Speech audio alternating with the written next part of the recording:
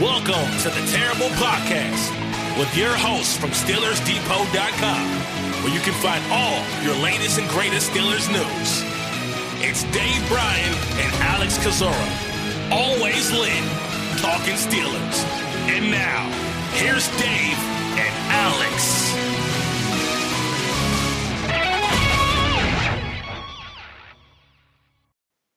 Welcome to the Terrible Podcast, Season 11, Episode 80. He's Dave Bryan. I'm Alex Kozora, SteelersDepot.com. Glad you guys are back with us here as we start officially the 2021 offseason. The NFL season has concluded with Super Bowl 55. The Tampa Bay Buccaneers easily defeat the Kansas City Chiefs 31-9.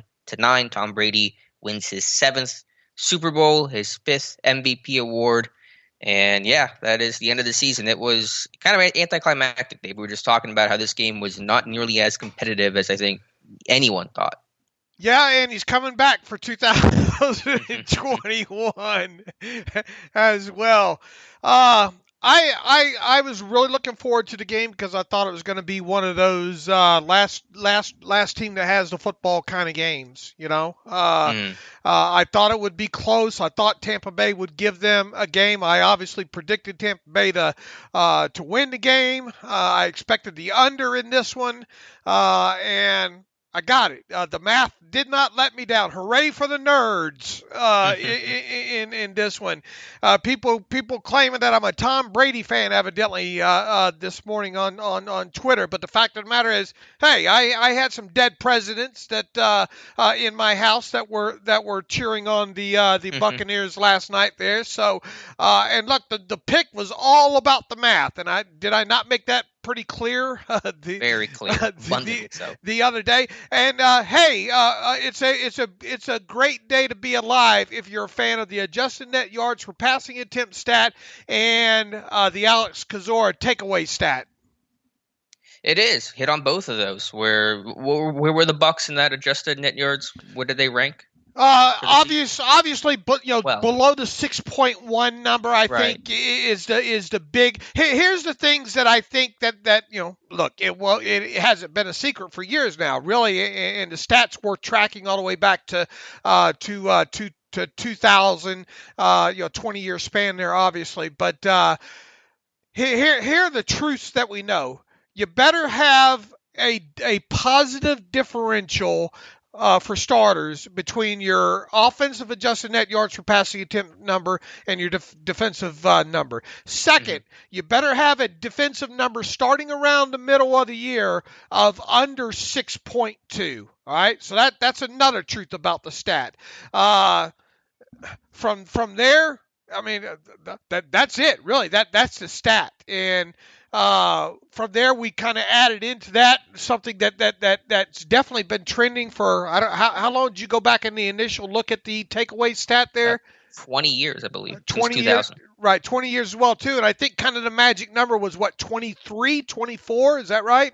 It initially was 25, but because Mahomes kind of tweaked that stat a little bit, we tweaked it as well to go from 25 to 23. And they came in like 1 or 2 under that for the regular season, did they not? The Chiefs? Right. Yeah, just a little under. And the Bucs were at, I think, 23 or 24. Right. So, hey, it's a huge win for math, man. you know how much I love those stats. And here's something else I think we learned along the way here.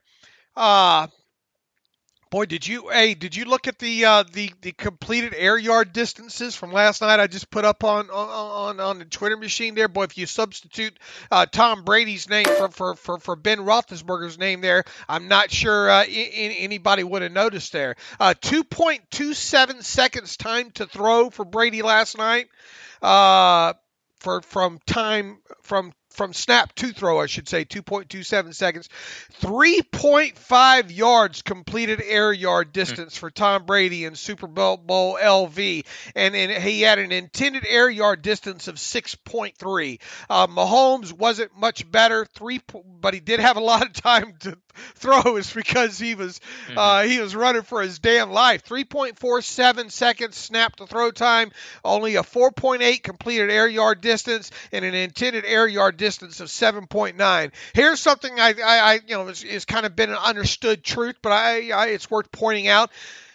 You can win with a pocket quarterback in the NFL, in today's NFL, and obviously Tom Brady proved that yet again. But, however, you better at times be able to push the football down the field, right? And we said that all season long. And the funny thing is, when you look at regular season stats for Tom Brady in his intended air yard distance and his completed air yard distance, I think they were near the top of the league for qualified quarterbacks, or top 2 or top 3, I think overall in both those stats. You got to at certain times be able to throw the football down the field. Now in the Super Bowl, obviously because of that, that good Chiefs defensive front and that good secondary, and the way they were pressuring Tom Brady, they wanted the football to get out. So Tom obliged. Tom took what the Chiefs defense gave him in that game there. So that's where we're at. Obviously we learned throughout the season there that you have to have some semblance of a running game with a nice, top 15 success rate in the NFL overall, and the Buccaneers obviously did that. And we'll have to create some sort of math stat for offensive line play, too, because that was the difference in this one, where Mahomes was under pressure the entire game. Obviously, the Chiefs line has been pretty beat up with injuries. No Mitchell Schwartz at right tackle, no Eric Fisher at left tackle. And Todd Bowles was aggressive early and then just kind of rushed with 4. And I think the stat was something like Mahomes ran for 498 yards, the entire game scrambling around, and Tom Brady ran for, I think, 37. So just a massive difference there. And that was a big difference, was you got pressure on Mahomes. You forced him under siege the entire game. Essentially, I think pressured on 60 to 65% of his dropbacks, and just really have never seen Mahomes look that uncomfortable before. I thought Mahomes overall still played well despite all of that pressure, but just never seen him under that much pressure in a game before. Boy, they got after him, and one of the things I hit on when making my Super Bowl pick was that Chiefs offensive line was messed up, right? Mm-hmm. Stefan Wisniewski. Last night was a good example of why they let Stefan Wisniewski go, I think, and why nobody shouldn't be mad that decision was made there. Their tackles, obviously, they were without Eric Fisher. I mean, they were just beat up on that offensive line. Attrition finally got to them, and who should have been the MVP of Super Bowl LV, and that's Todd Bowles, not Tom Brady, because I thought Todd Bowles did a great job of disguising stuff and still only rushing 4 guys. And how many times over the last several years have we said, Alex, whatever you do defensively, if you can't consistently get pressure on a quarterback with rushing 4, you're doing it wrong. If it takes you having to do a lot of not necessarily blitzing, but having to send numbers after opposing quarterbacks, sooner or later that stuff's going to catch up with you. And I thought just from a sheer talent standpoint, and you mix in the attrition of the Chiefs offensive line, and then you throw in the fact that Todd Bowles said, "Look, we're gonna mix this up. We're gonna rush 4. We're gonna play two deep safeties a lot of time, a lot of 2 and 3 man deep coverages here."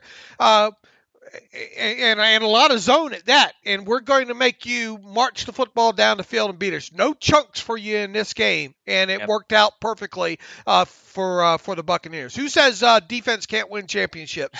The math says they can, and they will. And yeah, rush 4, drop 7. That is an ideal world to be in as a defensive coordinator, especially when you're facing Mahomes, when you can drop 7 and have as many guys in coverage as possible and still getting pressure. That's ideal. Some great linebackers. Devin White played a great game. Him in space is a great equalizer to Travis Kelce, and just mobility of the quarterbacks like Mahomes has. So, yeah, Brady wins another. I mean, I can't even call what Brady's doing video game-like anymore, because if it was me playing Brady in a video game, I would have just gotten bored and shut my console off after winning like the 5th Super Bowl or something like that. So it wasn't all that impressive overall, right? I mean, he obviously connected on a high percentage of his passes, but I thought at certain times there he was very, very smart with the reading of the defense. But they confused him. The Chiefs confused him early there.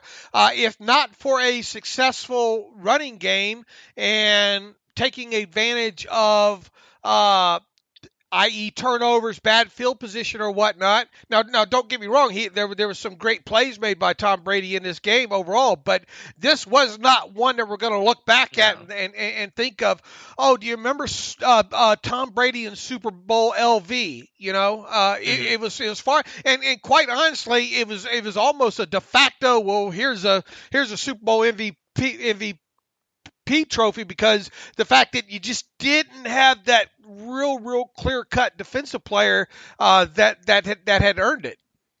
Right. I mean, I thought you could have given it to Gronk with his 2 touchdowns. Sure. But no, I understand why they gave it to Brady. Yeah, Brady was not spectacular in this game, but he didn't hurt you either. He didn't have to be. Right. And penalties played a factor, and they got some chunk yards on those, and we can debate about, how good those calls were or not. But I'm just talking about Brady in totality. I mean, just to go to 10 Super Bowls, to win 7 of them, I mean, that's just unheard of in almost any era. I mean, he's now tied with Otto Graham for the most, championship appearances, but in the modern era, unheard of, and I doubt will ever be repeated. Yeah, not while I'm burning my feet on the earth. It won't. Not till Cyborg, Tom Brady or whatever, Cyborg college quarterback comes in. I don't know. Maybe you'll see it up in your older age or something like that. I definitely won't see any quarterback do that. I mean, geez Louise, what, 7 Super Bowl championships and 5 MVPs, and make no mistake about it, there's a few of the, he got helped along the way. It wasn't all Tom Brady and all these Super Bowls, but franchise quarterback,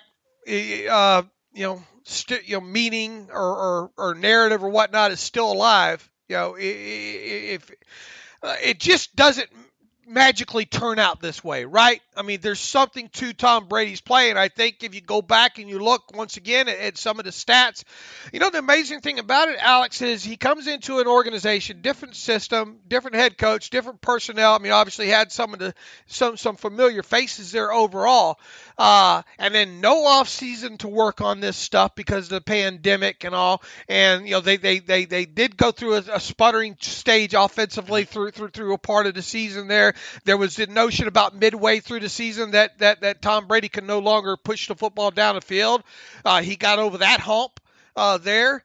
As much as everybody listening to this podcast hates Tom Brady, or most everybody, I mean, you got to take your hat off and hand it to him, right? I mean, yeah. This just doesn't happen like this. Yeah, I remember, I think after week 1, they lost their opener, I believe. We talked about, is this thing going to work with Arians, vertical forwards approach, and Brady, who wants to get the ball out quickly and, can't take a beating back there. Will that be able to will they be able to coincide and coexist? And then they were 7-5 in November, and it was a very Steelers run they went on in 2005, 7-5, and you just turn things around, right the ship, and you go on this incredible run and beating Rodgers and Breeze and Mahomes, I think, in 3 straight games to win a Super Bowl is an incredible feat. Remember, too, one of the things that we pointed out, well, as good as maybe your defense or offense might be in a adjusted net yards per passing attempt stat, at some point one side of football is going to have to prop up the other one on the way to the Super Bowl. Would you say that the Super Bowl was that for the Buccaneers defense? Yeah, I think that's safe to say. I mean, to hold Patrick Mahomes, that kid was running for his life in that game. That was a huge difference in this game. The Chiefs' offensive line and the Buccaneers' defensive front there, for sure. And obviously, the Buccaneers have some very talented guys in that secondary. On top of it, I think an underrated aspect is that linebacker core, Levante David and Devin White too. Those guys are able to cover a lot of ground there overall. So I haven't taken a deep dive into looking at who they have that might be leaving them free agency wise this offseason. Very few guys, right? But they're going to have the whole crew, most of the crew back, it looks like, and once again they're going to be a hard team to beat on the NFC side of things. Yeah, I don't know their situation as well as I do Pittsburgh's, obviously. I think the biggest name they're in danger of losing is Chris Godwin. I think he's probably going to walk. Other than that, I mean, I know Brady's coming back. Gronk said he's coming back. Arians is coming back to coach. And I don't think there's any other marquee free agents, that aren't expected back or even are free agents in the first place. So, yeah, it'll be essentially the same team running back in 2021. Does now moving on, kind of transitioning wise into the Steelers here. Is there anything that happened, the way this season played out and the Super Bowl specifically here, that gives you any that makes you look at what's shaping up to be a 2021 Steelers team? Obviously, the next 5 weeks here and really 6 weeks overall, see the first week of free agency and all like that will play a big factor in how this team is shaped and all for 2021. Do you feel any more positive about the Steelers' chances of making a run at the Lombardi in 2021, more so than you did going into the Super Bowl because of the way things played out against the Chiefs? No, not really. I mean, the roster for the Steelers will still be worse, as we've talked about for months now. Mahomes is still a great quarterback. Their line's going to get healthier. Nothing really changes my mind on the outlook of the 2021 season for Pittsburgh. I would agree. I would just say the fact that injuries can finally catch up to a team, and I think, not being able to run the football as well too. The Chiefs early on in that game really didn't make a concerted effort to run the football. And excuse me, what round was Clyde Edwards-Helaire drafted in? Help me out here. I believe he was a first-round running back. Okay, and look, he had a good spurt there to open up the second half, but it was more so of the Buccaneers, I think, kind of letting that happen, just making sure they didn't want Mahomes to get back into the game, kind of with one big play there. I'm not saying. I'm just saying. You see what I'm saying? I see what you're saying there. Yeah, I mean, the Chiefs' Montreal season was really to not run the football. They didn't have to run the football, so that just wasn't part of their game plan. But the screen game wasn't effective for them. The Bucs doubled Tyreek Hill. They won on possession downs. They won the turnover battle 2-0. All those things are just uncommonly, poor results for the Chiefs. Usually they're winning in all those areas, and they didn't win in any of those areas last night. Le'Veon Bell did not see you had as many you played as many offensive snaps as Le'Veon Bell did, and also have as many rings. And you also have as many Super Bowl rings as Le'Veon Bell as well too. How does that happen? I mean, Edwards-Helaire is the better back, and Bell's a diminished shell of himself, I guess, and that's how that happens, I suppose. And plus, they were down, so they had to throw, and I guess they just didn't find a use for Bell. I mean, you can't find a way to get Bell maybe involved in a couple plays out. I mean, if there's anything that you would think he'd still be effective at, it would be that, right? Passing game kind of stuff. Yeah, I don't know. You'd have to ask Andy Reid. But interesting to say the least how it played out there, and so now. We're on to next season here. Yep. And last 2021. Love him or hate him, and I guess most of you hate him, but AB can still run a route. I mean, that route on that touchdown was gorgeous. What a return route. Matthew, but yeah, great whip route, and he catches a touchdown in the Super Bowl. You look at Tyrann Mathieu still moves pretty damn good too. Has good change of direction, and for the most part, I mean, he did all he could do on that route. It was just such a damn good route, return route by exchange route by Antonio Brown there, and wide open there for sure. Mm-hmm. All right, Dave, let's transition into some other big news of the weekend. And actually, I do want to start with maybe more the minor news here that broke just an hour after our podcast. I want to touch on it quickly, and then we'll tackle the big news and probably the longer discussions. We're going to have Hall of Fame and Defensive Award related. But the Steelers did make a coaching hire, hiring Chris Morgan to be their assistant offensive line coach, who will work alongside new offensive line coach Adrian Clem. Morgan had previously served 6 seasons as the Atlanta Falcons offensive line coach. And so well respected and well tenured, and then kind of got caught in that shuffle of the coaching change down in Atlanta. Morgan has kind of more of a outside zone blocking scheme background, working with Kyle Shanahan in Washington, where Morgan also coached in the early 2010s, and Atlanta for the time that Kyle Shanahan was there as OC. So I don't know if that's something the Steelers will be bringing to their run game or not. But Chris Morgan, a veteran, tenured guy, assistant, I think it's important just to have those different 2 guys in the room. I think that's an important dynamic to have, the assistant O-line coach with how big the offensive line room can be. So Chris Morgan, the newest coach of the Pittsburgh Steelers in terms of the assistant offensive line coach. Yeah, I have no issue with it. I think it's a good addition there. Look, these guys Clem and Morgan had their hands cut out, right? And if we learned anything, I think last night also is that there's we're going to see an offensive lineman and or a running back taken early by the Steelers team. You can't go into the season, I don't think, with thinking that Benny Snell and Anthony McFarland Jr. are going to be the ticket for you there. They're as much as I hate to see one drafted in the first round, I'll say it all off season. Here is the fact that you have to accept that it's very, very plausible to happen.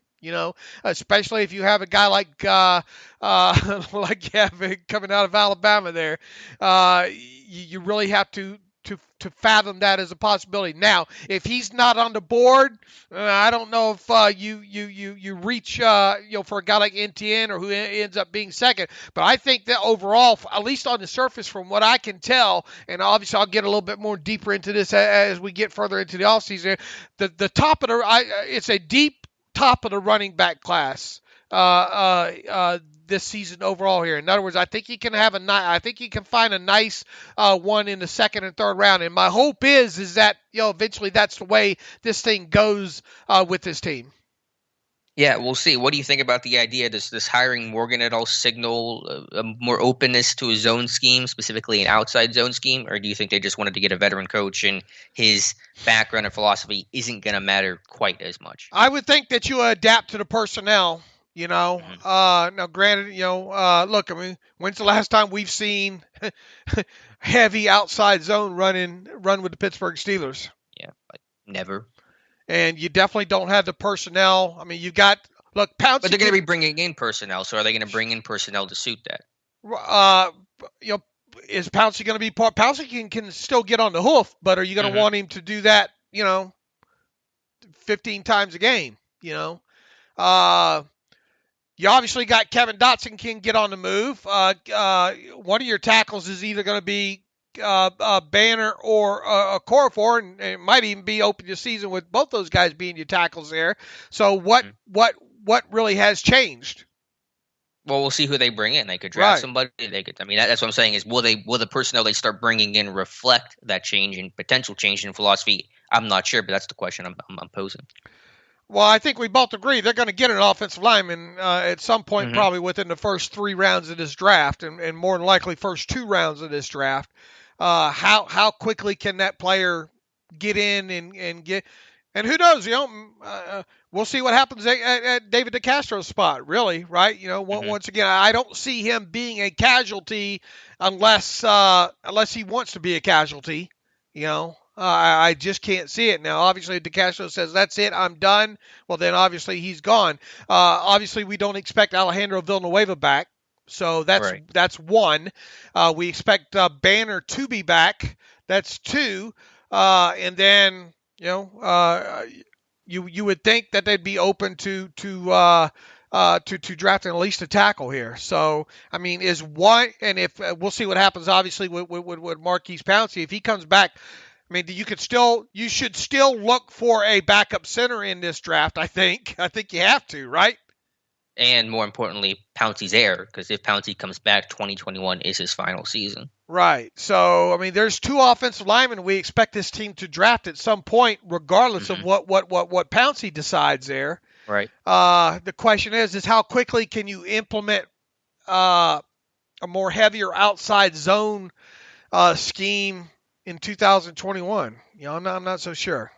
Yeah, it just may be the first steps in that process. I'm not saying it would be an immediate change where they're Alex Gibbs, Shanahan type of Denver Broncos offense, but I'm just wondering if that signals something or if it just signals they just wanted to get a good experienced veteran coach and his philosophy will be more Clem's philosophy, whatever that is, and just more based on the personnel they currently have. That's something I guess we'll find out. I bet you're going to see some offensive linemen with some hands in the dirt.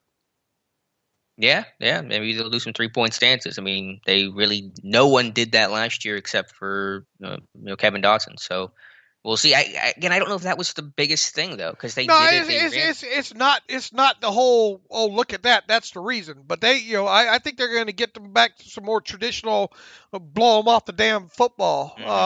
North, south. We got to get pushing. That I think that's one thing.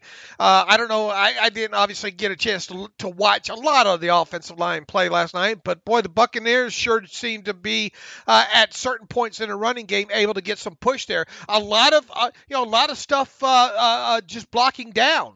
And then gaining the edge there. And I thought the backs overall, Fournette and Ronald Jones did a great job of reading the blocks and not necessarily, granted they did hit some holes up the middle on a couple of those, but a lot of those they changed direction and cut to the outside with some simple block down stuff from the outside. The Buccaneers ran a lot of 12 personnel, did they not? And do you trust the Steelers to run 12 personnel right now? Not currently. Nope. So that adds another question to this thing. They're going to need a tight end that can block, aren't they? Yeah, you would think so. I mean, they just need the tight end in general because it's Ebron, and after that, there's really a whole lot of unknown behind him with Vance retiring. So, yeah, I mean, I think they're going to get a tight end in some form or fashion, low-level free agent or a draft pick. All right, so what do you think the offensive line coach staff signifies right now? I'm not sure. I think it signals something. I don't think we should totally ignore that. But again, I'm not expecting them to turn into Alex Gibbs, like I said, in this season. But will their draft picks reflect some guys who are more athletic and can be more versatile and more zone friendly? Yeah, I think that is something that I'll keep in mind whenever I'm mocking these guys in my future mock drafts. All right, Dave, we waited far too long here to get to the big news of the weekend. Can you explain the Super Bowl halftime show to me? I don't even know where to begin with that one. Did you enjoy it? I know you probably didn't understand it. I'm not even sure if you're aware of who the Weeknd is and why his name is spelled incorrectly, but did you at least enjoy the show at all? I did not watch it a lot of. I saw some spinning around. It made me dizzy, and I put on some Alice Cooper. Okay, fair enough. Well, does that make me a bad person? No, I think it makes you 50. I think that's fine. I did not recognize, all those people and like the from the actual beginning of the Super Bowl broadcast. When the pregame stuff and all the singing and national anthem. I didn't know who any of those people were. To be honest, now the pregame on CBS, I knew who Billy Idol was. I knew who Joan Jett was, and some of those people and all like that. But boy, it just lost me from there on out. All right. Well, it was okay. I didn't love the halftime show, but it was just fine. All right, Dave, let's get to the biggest news of the week for Steelers fans, and then we'll start with the Hall of Fame and long overdue inductions. Bill Nunn and Alan Faneca have been inducted as part of the 2021 class for the Pro Football Hall of Fame. For Faneca, 6-time was the charm as a 6-time finalist. He finally gets in, and it was so great and heartwarming to see Bill Nunn get the respect and credit that has been long overdue from the NFL, recognizing it. You and I and Steelers Nation knows how important Nunn has been in putting together and was been in putting together the Steelers dynasty and scouting HBCUs, and just how important he was as a pioneer and titan in the scouting community. So absolutely thrilled that both guys will be enshrined in Canton, Ohio. Woo! I think we both knew that Nunn, once he made it to the finalists round, I mean, he was a slam dunk at that point. A little bit of kind of in trepidation just because of the numbers, the good quality people in here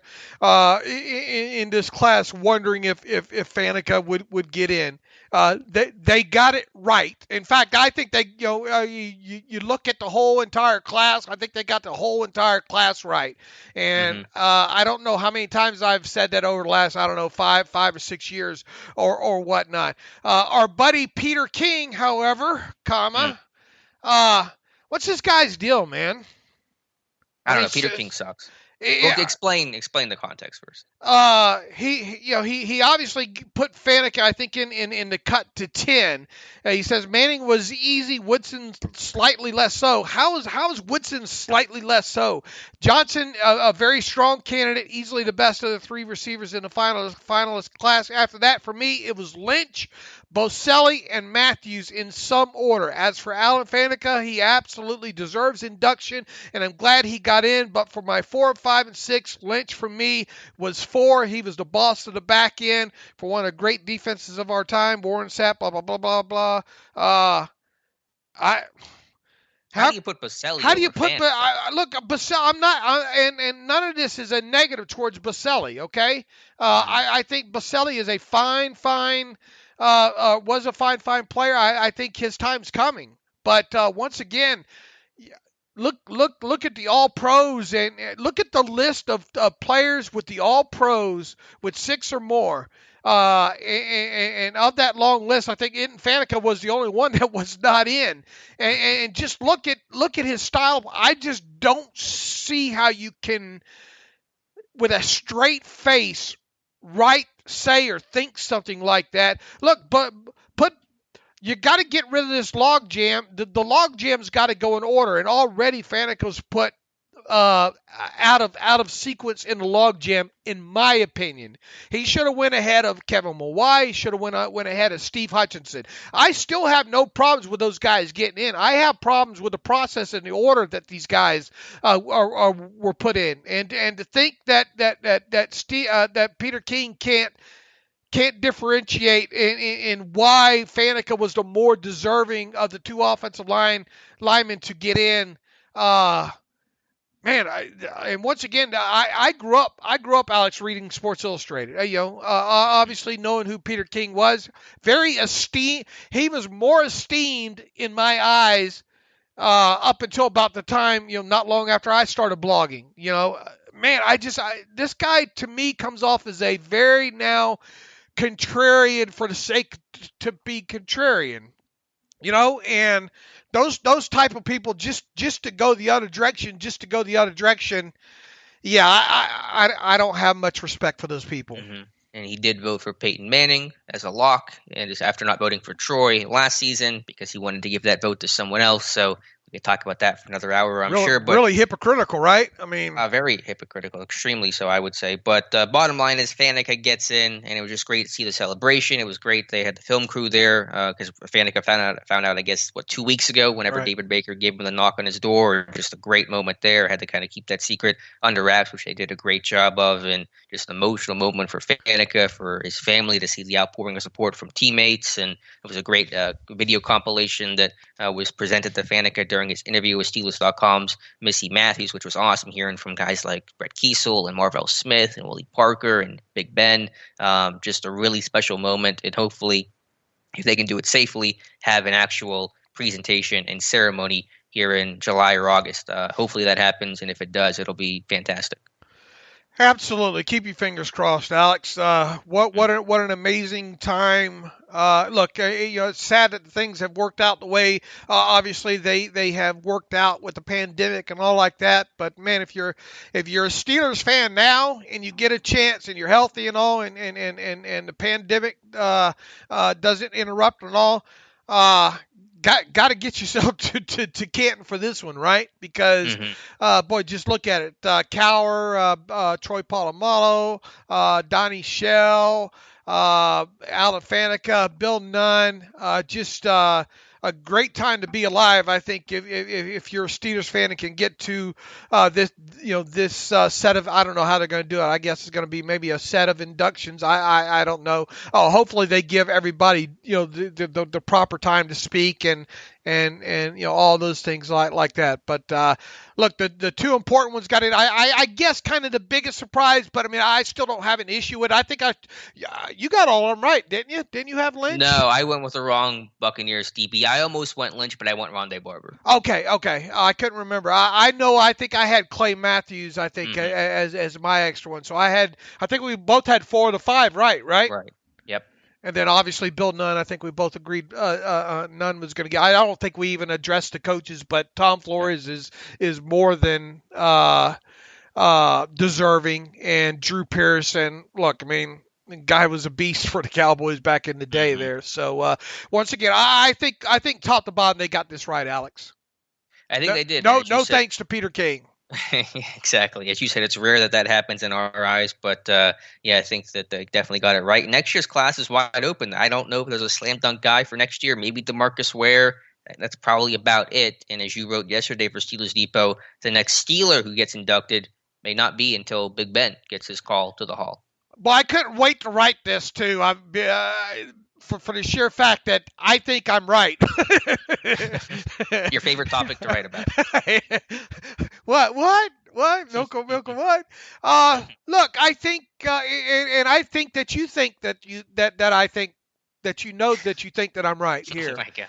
Sure. Look, with Faneca and Nunn in the Pro Football Hall of Fame now, there is another, and my main notion was here. Look, if you can get to the Hall of Fame ceremony, induction ceremony, later this summer, you should, because it could be quite a while before we see another representation from the Steelers organization in there, and that next person figures, at least in my eyes, to be Benn Roethlisberger, and he hasn't even retired yet. So I think the earliest right now, and assuming that 2021 would be his last season, that would make it 2027. Good God, you see those numbers written like that, and I don't know what it does to you, but it takes the air out of me when I see 2027 written there. Maybe not so much for you because you're a young buck still, but apologies to the Hines Ward fans and the James Harrison fans and the who else fans? Heath Miller fans. The Heath Miller fans. Now, obviously, look, I think now my strong push is going to be to get. I always need kind of a project here, right? Donnie Shell, and then actually it started Dick LeBeau for me, and then it was Donnie Shell, and then Alan Faneca. My next one I think to try to get behind is LC Greenwood. But even that, that's got to be a senior committee selection at this point. I'm not so sure. I'm not so sure we can get it to happen before 2027. Andy Russell obviously is another, former Steelers linebacker. I think you can make a strong case for. But being realistic here, Alex, you and I don't think Hines Ward will ever get in. At least if Hines Ward gets in, I have a sneaky suspicion it would be as a senior year guy, and probably long after I've left this earth. All right, so I don't like Hines Ward chances, especially too. You mentioned look at how this wide receiver log jam's going to grow next year. Steve Smith's one of them. That's eligible. Torrey Holt's been eligible for how long? Andre Johnson from the Texans, I think, has better stats than Hines Ward. Anquan Bolden, I think, even. Look, do I think Anquan Bolden? When I think of Anquan Bolden, do I think of Anquan Bolden as being a Hall of Famer? No. Do I think of Andre Johnson as being a Hall of Famer? Not really. Steve Smith, I think there's an argument there for sure. So, and then Reggie Wayne didn't get in this year. At what point is Reggie Wayne and Torrey Holt going to get in this thing? You would have to think, at least my objective opinion is both would have to get in before Hines Ward does. So with that, look, Heath Miller is absolutely phenomenal player, but it's hard to come up with at least right now with any kind of scenario where Heath Miller gets into the Pro Football Hall of Fame, especially in his 20 years of eligibility. Mm-hmm. Yeah, I would say of the non-potential senior committee Steelers who could get in before Ben, I think James Harrison has the best case to make. The sack numbers are light overall for Hall of Fame resumes, but I think just watching the player, the person, and how feared and how he was just the best defender in football for at least a short period of time, one of the better ones for a longer period of time. I think he has the best case to make. Will he get in? I'm not sure, but I think he has the best chance before Ben. And even so, I mean, what kind of chance is that? I mean, I think there's a chance. I think it's better than Hines Ward. I think it's better than Heath Miller. 5-time Pro Bowler, 2-time All-Pro, 2-time Super Bowl winner. The pick six is a memorable play that every sports writer is going to have in their mind when they're thinking about James Harrison. And to me, I think To me, is James Harrison a Hall of Famer? And again, I try to be as unbiased as possible. You guys know my stance on Hines Ward. I don't think he should get in. Don't think he will get in. I think James Harrison's a Hall of Famer. I think he was one of the best players in football and definitely at his position for a long enough period of time. That stretch in the late 2000s, just dominant, just the most feared dude. To me, that's a Hall of Fame resume. Yeah, but if you look at those, if you look at the overall sack numbers and where he ranks overall, Fair, but we know his career was weird. He wasn't the first round pick, and he was played like in the CFL at one point, got cut by Baltimore, and we know that story with that stretch he had there from 2007 to 2011. I mean, you couldn't find a better pass rusher, more feared pass rusher than James Harrison. Right, but he even so, there's not the but you see how his career started classification. I know. Look, I mean, he was absolutely dominant for a period there, and you add in the defensive player of the year, and then obviously that lone Super Bowl play, right? And then plus he's got a couple Super Bowl rings that helps. But how many times was he? Not that it's the end all do all, but how many times was he first team All Pro? On top of it, that unfortunately right, they look at all that, Right. I don't think Harrison's first ballot. I think he would take a little while to get in, so maybe that would still come after Ben. But I do think he's Hall of Fame worthy. But I don't. He's not obviously slam dunk first ballot the way that Ben is. And once again, it goes back to the preface of why I pinned the article. Is Ben Roethlisberger the next one? In all honesty, he probably is. Again, I think Harrison would be the one guy who would have at least a chance to get in ahead of Ben. But I think Ben probably is next. Right, and that's kind of my whole notion there. Then after, I mean, what's past that? What's past Ben? James Harrison, you just noted possibly. What's past Ben?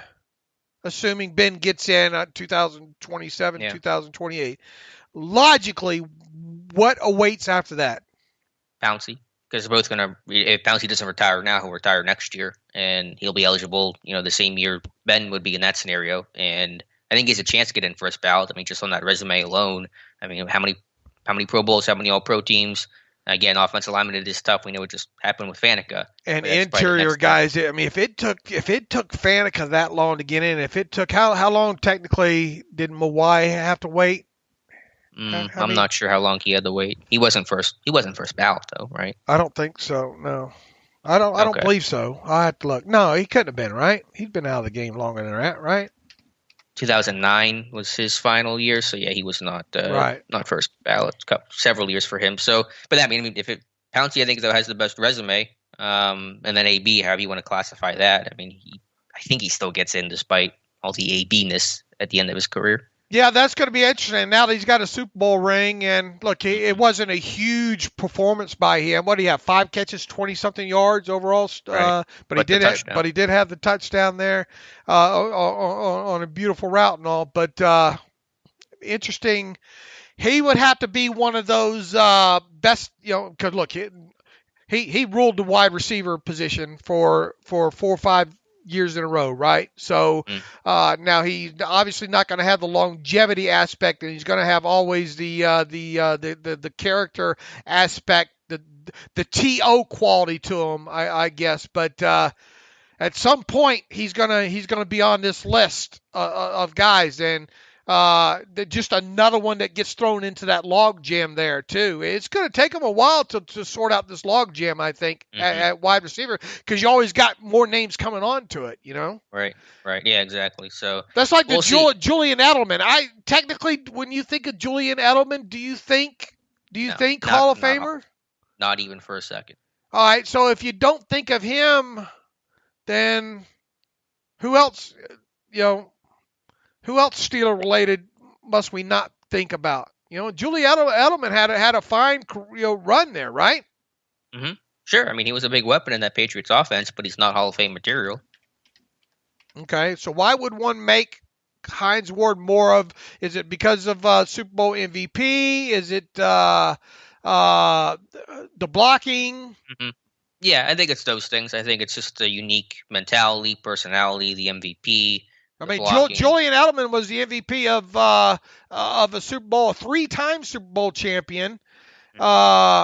Where does he rank? Obviously, I don't think he's got the career the career receptions and all, nowhere close to Hines Ward and receiving yards and all like that. But I mean, there was a time where he was always near the top of that receiving list. So if you don't put Julian Edelman in, how can you make the argument for Hines Ward? Well, Hines has much better stats though. Longevity because you played so damn long. Oh, sure. Well, I mean, right? Edelman's still playing. I mean, so he won't end up playing that much longer, Hines Ward won't end up playing that much longer than Edelman, but the stats really aren't that close. But either way, I don't think Edelman's a Hall of Famer. I don't think Ward's a Hall of Famer. All right. Open up your email. Yeah, I know. Getting a lot of hate mail for that. All right, Dave. Here's one I'm sure we have plenty of emails about with these awards for the season. Also announced throughout the NFL Honors Show Saturday night. The Steelers won the awards. You don't really care about the ones you don't want to win. TJ Watt won the Deacon Jones Award for the sack leader of 2020, and the Pittsburgh Steelers won an award for best team celebration, their birthday celebration between Juju and Claypool and all those guys. Other than that, a quiet day on the award front, the one we were hoping for, Defensive Player of the Year, as we suspected on Friday's show. Dave, does not go to TJ Watt. It goes to Aaron Donald, and of course, Donald's deserving. It's not a travesty that Donald won this award. I don't think either of us are even surprised that Donald won this award, but I at least believe that TJ Watt should have been taking home that hardware. I do as well too, and I think I've made this pretty clear either on the podcast or Twitter by now. I was a lot more convinced that Watt would win this award until the regular season ended. And then all of a sudden you start seeing all these other awards, from the outlets and all like that start rolling in. And really that NFL.com piece really, I think really made me kind of wonder at that point, what lost that by 1 or 2 votes, right? 1, 15 to 14. To know that it was that split at that point, that's when I really started to lose hope there, I think. Once again, I thought immediately after the season ended, I thought this is slam dunk TJ Watt. But unfortunately, as the weeks rolled along, I started to lose faith. And I think that's kind of where you and I were heading into this weekend here, that it would not surprise us at all if Aaron Donald won it. Now, is the reasoning right? The whole, they're pretty much throwing out the stats for the aspect that, but he was Watt was double and triple team more. Do the sports writers really pay attention to that? I'm sure Obviously at some they level did. they do. Yeah, maybe not where they know the number by heart, but they just know Donald sees as much attention as anybody, which is true. I mean, there's no debating that Donald sees more double teams than TJ Watt. I think it's also just natural that interior defensive linemen see more double teams than edge rushers, just slide protection and things like that. Does that even account for getting chipped or alignment that disrupts an outside linebacker too? I don't know if that gets counted in the double team stat. The vote total, if you guys haven't seen, was a little bit further apart than the NFL.com. Donald had 27 votes. TJ Watt had 20 votes. Xavier Howard, cornerback for the Dolphins, had 3 votes. So Donald wins it 27-20. Pittsburgh does not get a vote. There is no apparently AP writer for Pittsburgh, which surprised me. So take that for whatever that's worth. I wouldn't probably another vote that would have gone to TJ Watt, made it a little bit closer. But Donald's a great player, Hall of Famer, generational talent for sure. I just posed the question of if TJ Watt's stats are better in every single category, what more does he have to do? How good do his stats have to be to get that trophy? I mean, they have to be twice as good. Does Donald have to have half the production? At what point do you say, okay, if stats don't matter 1-to-1, then how much better does Watt have to be? How much worse does Donald have to be? I guess is my question. I don't know. That son of a gun took it personal. Yeah, and JJ had his back. He had the spreadsheet all ready to go. Yeah, I don't know how to answer your question, Alex. And I know, Donald obviously sees double teams, and it's, I guess, in the sense, harder for defensive linemen to get more sacks. But Donald's had 20 sack seasons before, so I think that kind of throws out the window with Aaron Donald. We know he's capable of having that kind of production. So it's not like, oh, it's so hard for Darnold to get sacks because this dude's put up 20 in a season before. It's not much of an excuse, mind you, but let's face it. There was a lot of swallowed whistles when it came to offensive line play and holding this past season more than ever, right? I mean, you would agree on that, right? Yeah, you can definitely make a case for the holding calls as well. And again, I know I got flooded in my timeline. Well, Donald gets double teamed. Donald gets triple teamed. TJ Watt gets double teamed as well. Not as much as Aaron Donald. Again, I understand that the numbers and the math on that, but he still sees a ton of attention because he's TJ Watt. He's still one of the best players in football. And again, does that count chips and tight end alignment and things like that? And also TJ Watt drops into coverage 10% of the time. Aaron Donald does not drop into coverage 10% of the time. So that all kind of washes out for me, to be honest with you. So I understand the argument for Aaron Donald. I'm not mad at someone who voted for Aaron Donald. You can make a strong case for either of these guys, but let's not act like it's unreasonable to say that TJ Watt should have won this award too. How much do you buy into the argument that Watt's rip move results in holding, okay holding that does not need to be called? I don't get as mad about that stuff as other people do. Like I know, James Harrison was always explain that. I mean, explain what I'm trying to explain. Well, whenever TJ tries his rip move, it does look like an offensive lineman is holding him the way that they try to counter that. I generally don't get as mad about that kind of stuff, just because I don't get mad about penalties or non-calls just in general. And sometimes it looks like holding, but it doesn't always end up actually being holding by the letter. So I don't know. I guess I just don't get as upset about that particular aspect of Watt. Because here's the thing with that is the fact that, I mean, look, we've seen for years that Harrison didn't draw calls, right? And his one of his, he had two main moves, right? He had the bull and had the rip move, and a lot of it because of his statue. Obviously, he's built a little bit different, obviously than T.J. Watt.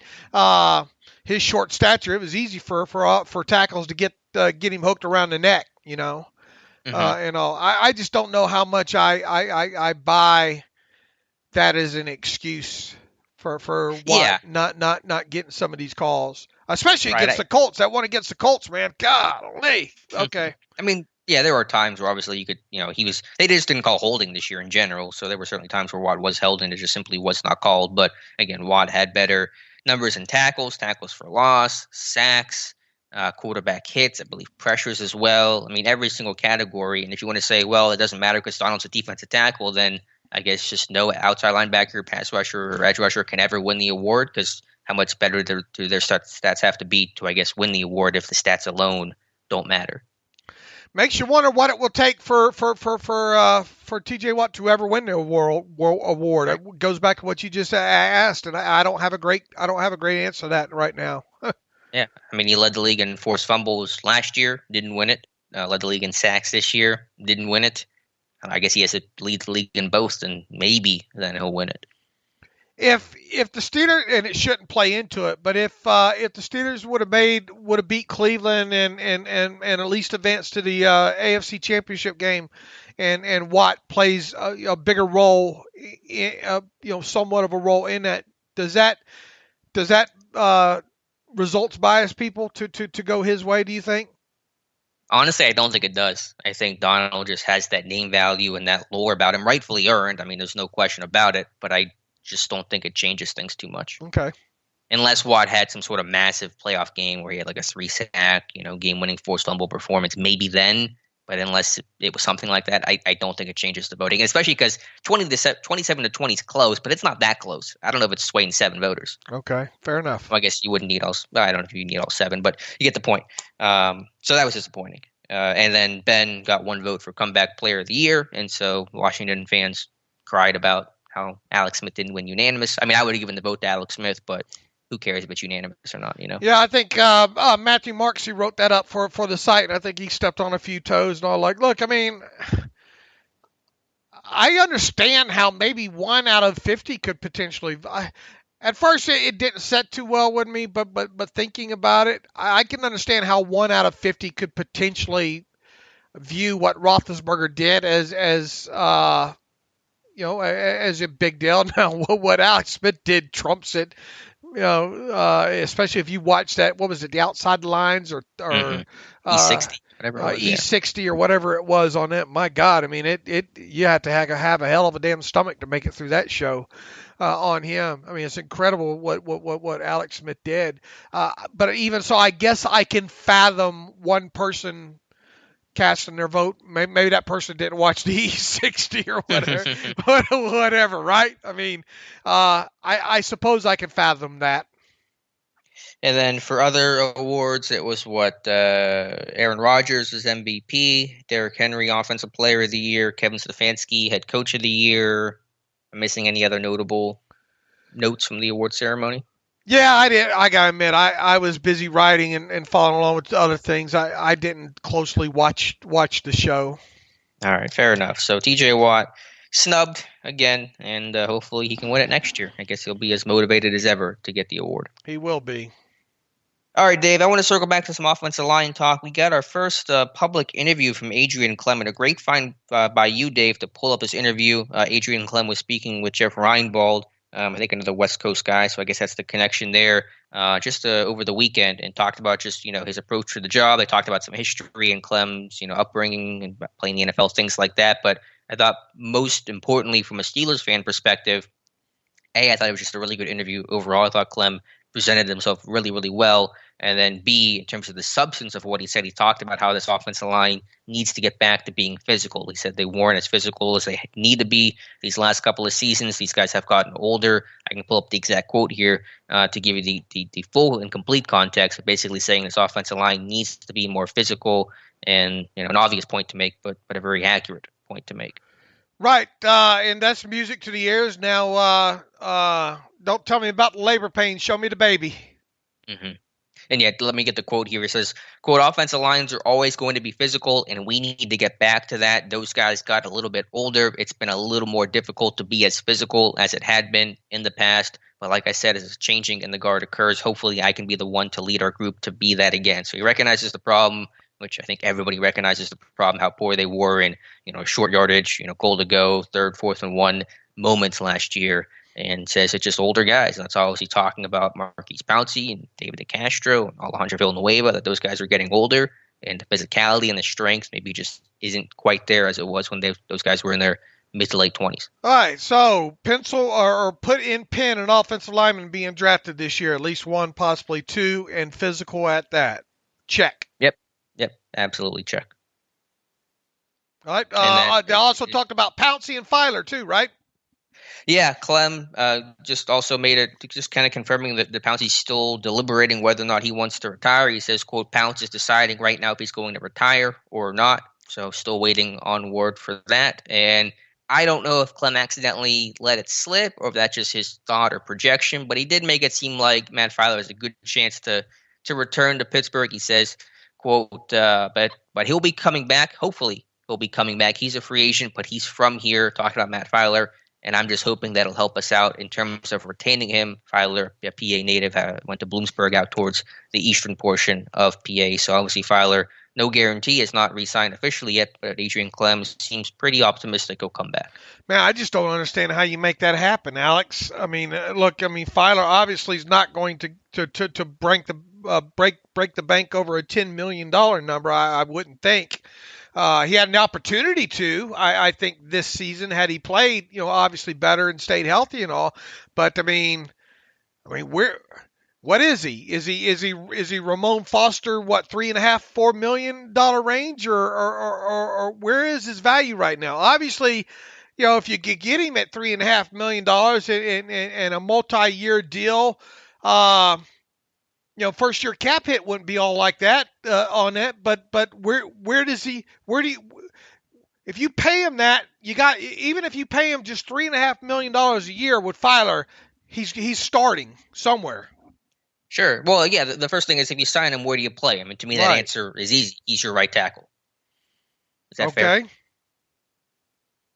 Okay. That's how I'm looking.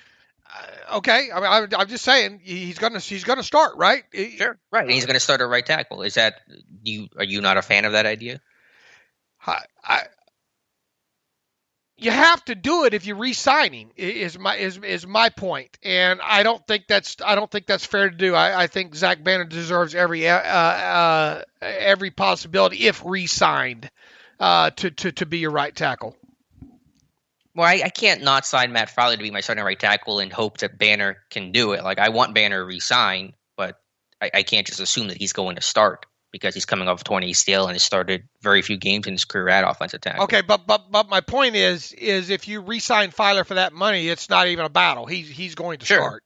Yeah, and that okay. I think Fowler played his best game and best ball in 2019 at right tackle. I'm not saying it can't happen that way. I'm just saying that if you do re-sign Fowler for $3.5 million or more, then he's your starter. He's starting somewhere. Mm-hmm. All right, and Banner will come back as a backup. And if Fowler gets hurt, or if he has to shift inside for whatever reason, because someone else gets hurt, then you can send Banner back in the starting lineup if need be. Okay, and then if you draft somebody, then then what you're saying is you could come out of this offseason with Fowler being your starting right tackle and a rookie being your starting left tackle. Is that what you're saying? Yeah, that was the plan I had laid out a couple weeks ago. Just, not that it's a 100% concrete idea of a plan, but re-sign Matt Fowler, move him to right tackle, draft an offensive tackle early still, have that guy hopefully be your left tackle, or at least battle with Chooks. And if, let's say, the rookie wins it, then Chooks is a great swing guy, Banner's additional depth. Now your offensive line is actually in a pretty good spot overall, considering, how bad it could be. What is Fowler's market value? 3.5, 4, 5? Well, I have him as a tackle, so that maybe that bumps it up a little bit. To me, the projection I had was in that $5 to $6 million range. My guess was a 2-year, $12 million contract. Obviously, you're pushing as much money as possible in that second year. All right, so if you sign him to that, it would look a lot like Eric Ebron's contract, right? Is that what Ebron got, 2 for 12? Right. Okay. Yeah, I assume pretty similar. And then does Fowler's going to expect more than half of that $12 million in year one, signing bonus / first year salary. So, and what was Ebron's first year cap charge here? Let's see here if I can find it real quick. Yeah. And then maybe I'm a little high on this. Maybe it's 2 for 10. Maybe it's 2 for 9. The Steelers seem to get these linemen a little bit below market. Villanueva was below market. I know his situation was different with this being exclusive rights. Ramon Foster was below market. So, I think this is a little bit on the higher end of things at 2 for 12. And maybe they can be a little extra creative just knowing the climate things are financially right now. Contract details for Ebron. His first year cap charge was $3.5 million. Them even being able to afford a $3.5 million cap charge, because after displacement would be like 2.9, something along those lines. It still seems like a what am I looking for? A luxury. Well, I think it's pretty cheap cap hit if he's going to be your starting right tackle. And again, if it comes in at 2 for 10, then maybe that drops down to $2 million, cap hit after displacement. And if you can't fit that for starting right tackle, I don't know exactly what to tell you. I think that's pretty good value. All right, we'll see if that happens. From where I sit right now, I still don't think they'll re-sign Fowler, but we'll see. Okay. Anything else that Clem said? I think that was basically about it from Adrian Clem. But it was a good interview. I was impressed with what he had to say. Right. For as long as it was, at least they got some relevant stuff out of him there. And Clem did praise Banner and just said, great kid, working really hard, improving. So I'm pretty confident Banner will come back on a 1-year minimum type deal for some sort of role, probably more of a backup role. But I think the starting opportunity could be there if Matt Fowler, for example, does not get re-signed. Yeah, and it's felt like that for really since Banner got injured, right? It's kind of felt like he would be back on some sort of deal, either 1 or 2 years, something to keep his cap number down there. So we fully expect that to happen. All right, Dave, let's get to our annual cap portion of the show. Adam Schefter, bit of a downer report yesterday, speculating, according to league sources, he's been told that the cap number will come in somewhere between $180 million and $181 million. That is, of course, above the floor of $175 million, but we would love to see that number come in at least $185, and if Schefter's right, that number will come in fairly significantly below that hope. Yeah, here's to Adam Schefter being wrong, and he's been wrong before on these kind of things, right? No, round and round the salary cap number goes. Where it stops, nobody knows. So not even me. But here's hoping he's wrong. Here's hoping Tom Paracero from NFL Network is more on the right. I'm going to stick by this. I'm going to die on this hill, Alex. I still think it comes in 185 million or more.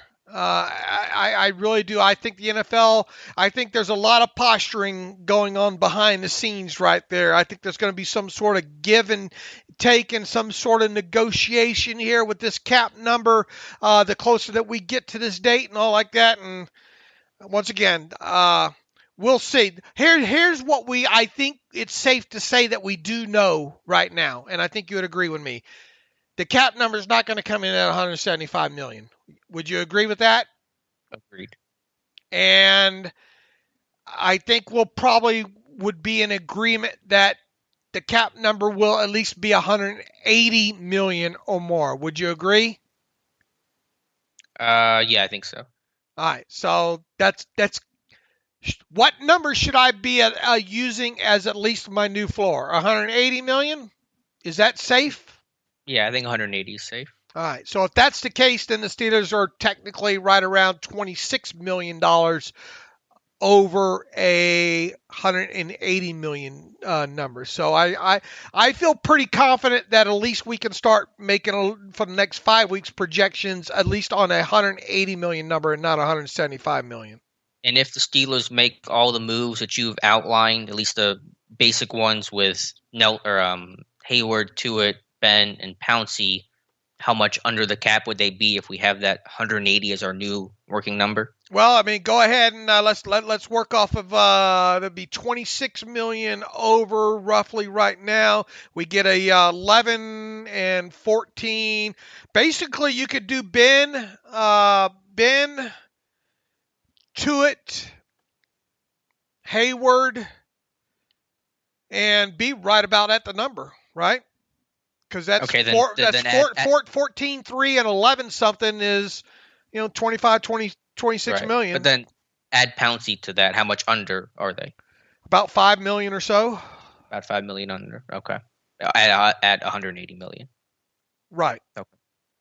All right. And so then that's not a lot. if you cut somebody, then you cut Vince, then you're around what, 10 million under at that point. So. Okay. And then extend a couple. Look, if you want to go get $1 million from Chris Boswell via restructure, you can probably do. Yeah, point. I mean, you could put yourself right at about 10 million under. Not so much the cap hell that everybody was painting the picture as, right? I mean, look, it's work, but look, they were going to do Hayward's contract was going to get restructured the moment he signed it. Right, mm-hmm. So that's not a huge surprise there. And for the fact of the matter, Tuitt, they've been going to the bank of stuff on Tuitt for a couple years now. So it's not surprising that they knew they were going to do that again. I've talked since August about what they're likely to have to do with Roethlisberger. So is that a surprise? No, especially if they do it the way that I think they're going to do it. And there's always usually what Kevin Colbert calls a termination. It doesn't sound great, but that's what it is. We call them casualties. One or two of those are likely to happen. So has the major media and most other media and bloggers gotten this wrong throughout the whole thing when it comes to painting the Steelers salary cap picture, Alex? I would say so. It's been a difficult way to project this thing and guess it out, but yeah, I think you're doing a great job of staying on top of it and painting the most accurate representation of where the Steelers are at, or at least could be at. Especially not knowing what the damn cap number is going to be at this time of year. I think you and I have been all over this thing.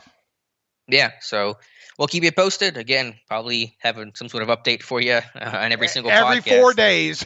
Yeah, that's the way this thing seems to go. Speaking of people getting things wrong about the cap and how all that works, some people at least are trying to compare what Drew Brees is doing out in New Orleans, just taking that massive pay cut, and however you want to frame that. You can frame it better than I can, Dave. And they say what's going on with Breeze, the Steelers should do with Ben. You say that's incorrect. Why are they wrong? It's not even close to being compared, Alex. I mean, I don't even see how you can, if you don't understand the salary cap and you write about the NFL or the Steelers, if you don't understand contracts and the salary cap, you shouldn't write about it, period, because us nerds will catch you. Explain first what did Breeze do? What Breeze did is he took a pay cut, flat out, just a straight pay cut. And all the way to the minimum for him. All the way to the NFL minimum for him, $1.075 million. He was originally scheduled to make, what was it? Where is my post on 24, this? 25, I he think. He was originally scheduled to make, I think, $25 million. I can't find my post on this all of a sudden here. I'll send you a link to it. I'll pull it up. All right. But yeah, and that's being done basically for retirement purposes, and for cap part. Here it is. Breeze was scheduled to now. Here's the thing too. People painting this as this recent thing that Breeze did was him extending his contract. That extension was done over a year ago. Okay, on March 17th, the Saints agreed to terms with Breeze on a 2-year deal extension worth roughly $50 million. That was all a paper extension in and of itself to help clear some cap space for Drew Brees. This whole plan with what the Saints have done has pretty much been laid going back to last March. Okay, so that's the first thing. People painting what Brees just did as an extension right now is wrong. All right, and some people are doing that. So here's the other thing. Brees was scheduled to make $25 million salary in 2021. He's obviously not playing, right? I mean, that's been determined for a while here. So what he did here, instead of the Saints having to cut him or retire him now, they wanted to prolong this because they want as little dead money as possible to hit the cap in 2021. So the best way for them to do this is to get Breeze to, on paper, agree to almost a full $24 million pay cut. It ended up $23 million and some change based on what his NFL minimum can be, which is $1.075 million in 2021. So that's all that happened is Breeze took a pay cut on paper that freed up nearly $24 million in salary cap space. And you say, well, why do all that? Why is the timing important here? Well, the timing, is they clear almost $24 million of salary cap space that they can work with prior to March 17th. And like the Steelers, they needed that help there. They're in worse shape than the Steelers. Right. Second, here's what they're able to do with Drew Brees now. By lowering his salary all the way down to $1.075 million, they now had the ability to hold him until June 1st, okay? And then at June 1st, after June 1st is when players are cut. That's when the acceleration rules change, okay? What was already set to to be whatever's prorated money in 2021 will remain that number by being cut after June 1st.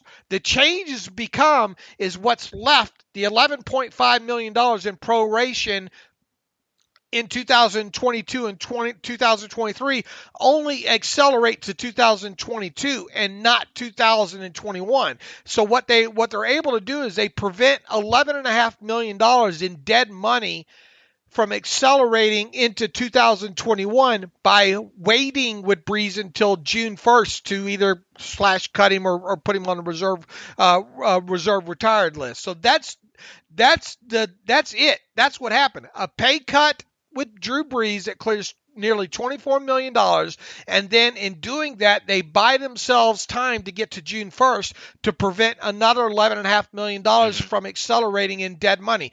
That's all that happened with Breeze, period. And in no way, shape, or form can any of that be compared to what's likely to happen to Roethlisberger this offseason. Right, and the reason why you can't compare it, and correct me if I'm wrong, is because obviously Ben's not retiring, so you can't push that money because Ben's playing this year.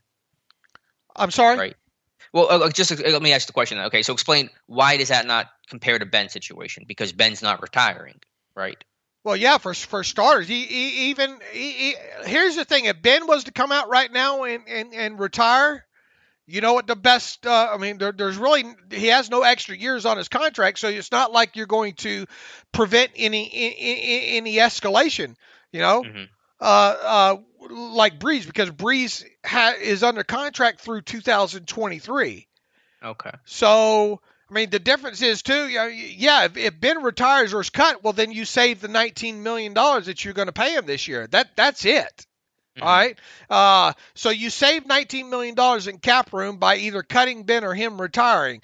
Or if Ben comes back, you can get him, what we've talked about with the 4 extra year extension and all like that.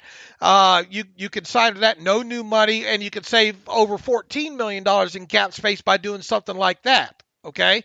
Now here's the interesting thing that I fully expect to kind of happen here now with Roethlisberger, after seeing kind of it drawn out with what the Saints did here.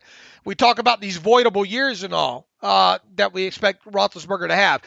You might not necessarily see 2022 as a it might be a voidable year on Ben's end, I guess, but the Steelers will probably try to negotiate to that thing not voiding, him not being able to void out of it right away. Okay, and here's why.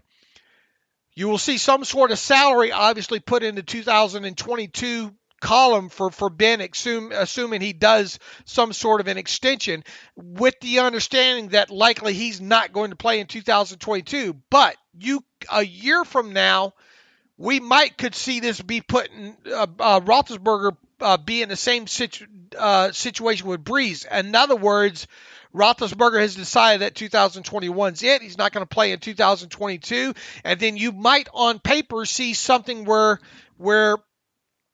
Ben lowers his salary from, I don't know, $25 million down to the NFL minimum, so that the Steelers can make him a post June 1st retirement as well too, so that they don't have the full brunt of the escalation happen next offseason there. Does that make sense? If his contract voids in 2022, they can't do that, so you don't want to make that avoidable year. Right? Exactly. You don't want it to all of a sudden. What you don't want happen is that contract to terminate prior to June 1st automatically, because if it does, whatever you have prorated out accelerates into 2022. So it would make sense for them to kind of follow the path here with hopefully, and I wouldn't think that Roethlisberger would, do any different here. You would hope that Roethlisberger would be up to, assuming the path plays out this way, that Roethlisberger come a year from now decides to retire. Now, look, what if Roethlisberger wins the Super Bowl? It's a big if, but what you got to have to set up the scenarios there.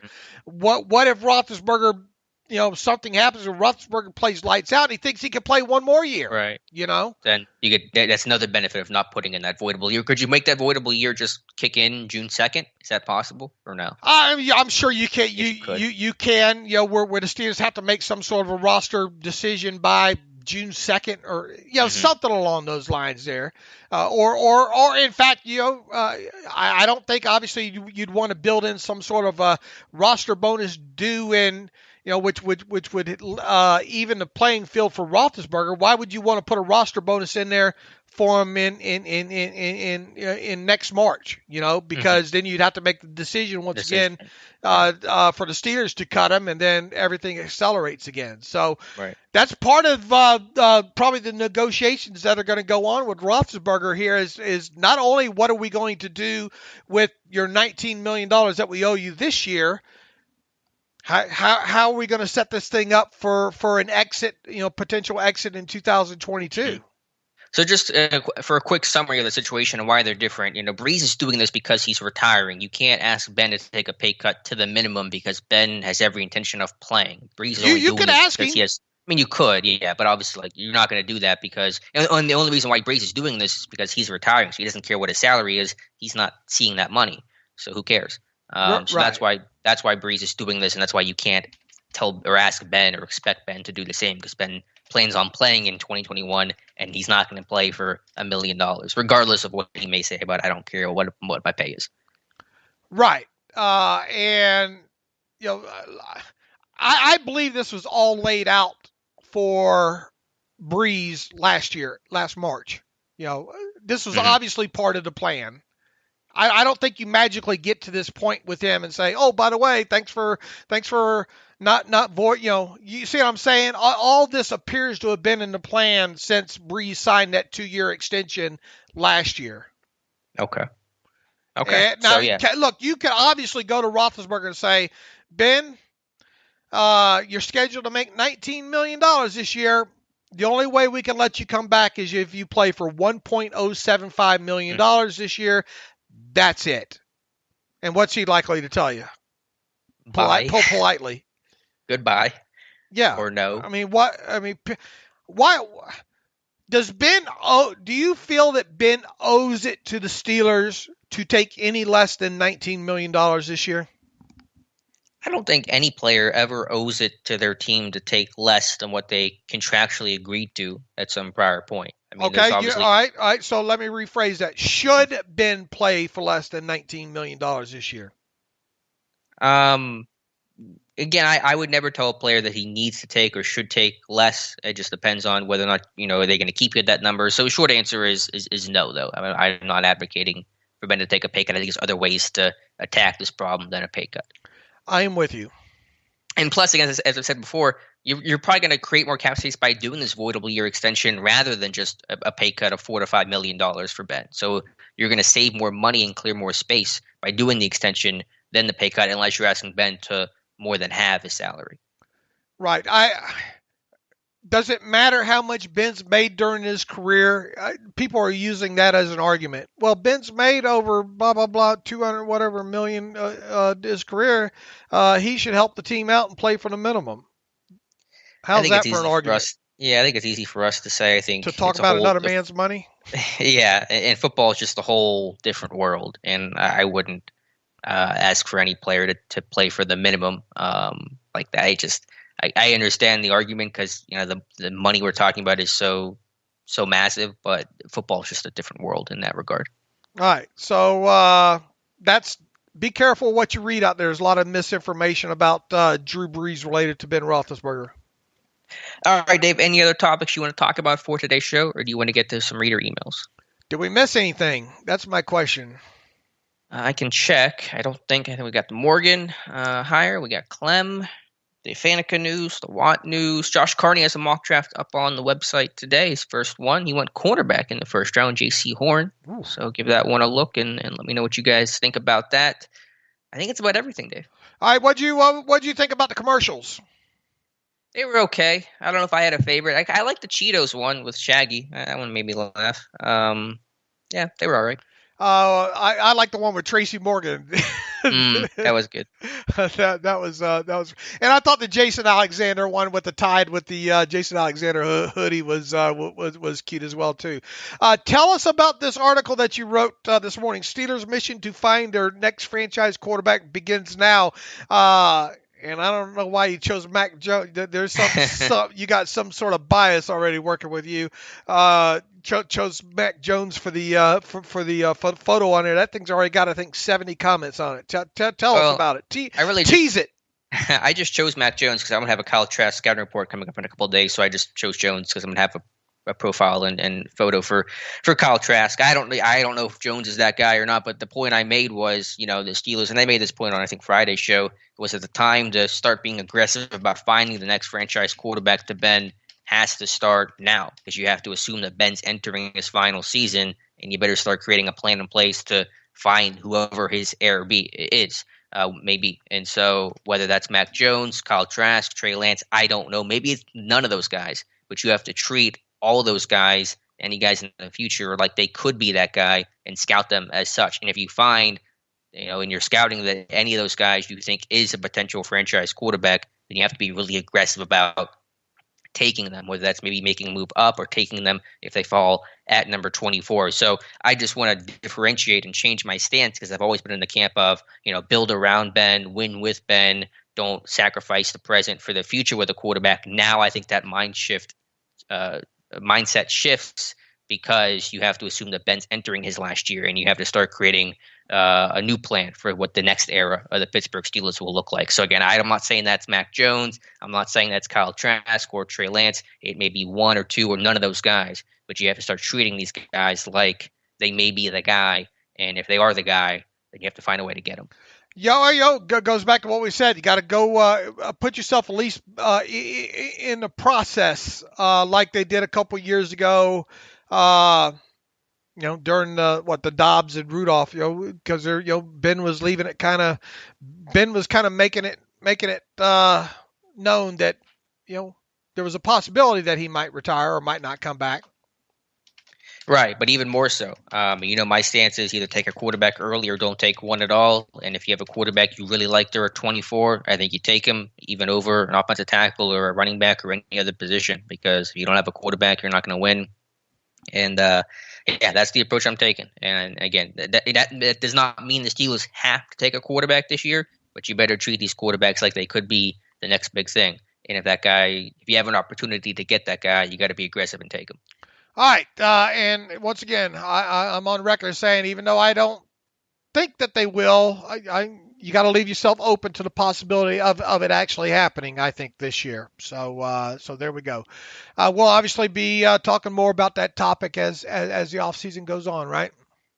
Yeah, and again, I'm not saying Jones is the guy. I don't even know how I feel about Mac Jones. I probably don't feel like he's the guy, and I don't know anything about Kyle Trask yet still. So I'm still need to do some research on him. But I think you at least have to, that's the mindset you have to put yourself in if you're the front office. The building's on fire. We don't have a quarterback for 2022. We got to find that guy and overturn every stone in an attempt to find that guy. All right, old guy market. Are you ready to go to emails now? Yep, let's do it. Old guy market inefficiencies from Jeff and Raleigh. David Alex, Tampa's Super Bowl victory had a lot to do with the superstar talent of some young guys like Devin White. They also had a lot of old guys that played meaningful roles. I don't want to say junk heap, but guys like JPP, Sue, Fournette, Gronk, and AB were all superstars 5 years ago who weren't in demand at their last contract time. Has Tampa found the next market inefficiency in old guys?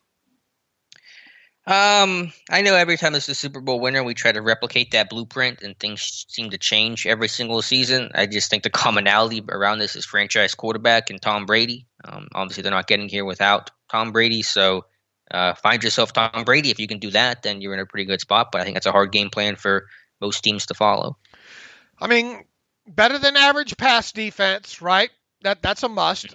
Mm-hmm. Your boy Shaq Barrett. Heck of a game. Heck of a game.